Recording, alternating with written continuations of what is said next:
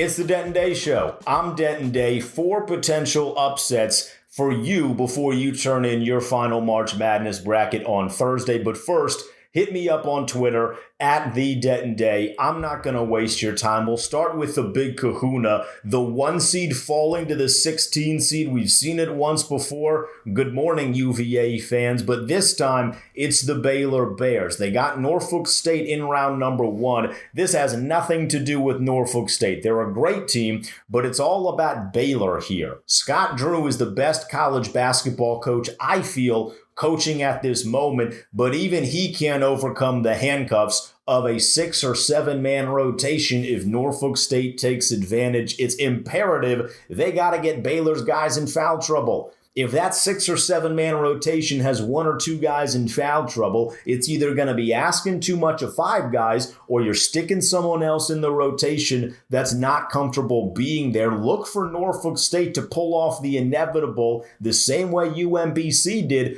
and take down Baylor.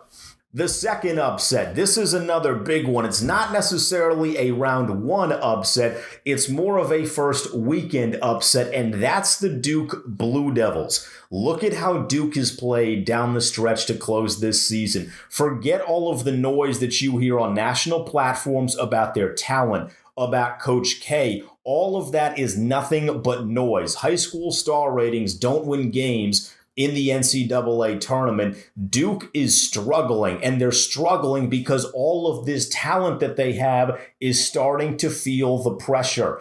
They felt the pressure against UNC. They certainly felt the pressure in the ACC tournament. All that talent they had some really close games against teams they were far more talented than. The pressure now ramps up because every single game in the NCAA tournament is potentially the last game of the greatest college basketball coach ever, Mike Krzyzewski. They are going to feel it. Duke is not making it past the first weekend in the NCAA tournament. Upset number 3, it comes out of the SEC. The 6th-ranked LSU Tigers taking on number 11 Iowa State. LSU is now head coachless. Will Wade made some strong-ass offers a couple years ago, and he got a strong-ass kick out the door. Look for LSU to have a similar consequence and a strong-ass boot out of the NCAA tournament. Believe it or not, it's difficult to win games when your head coach isn't there.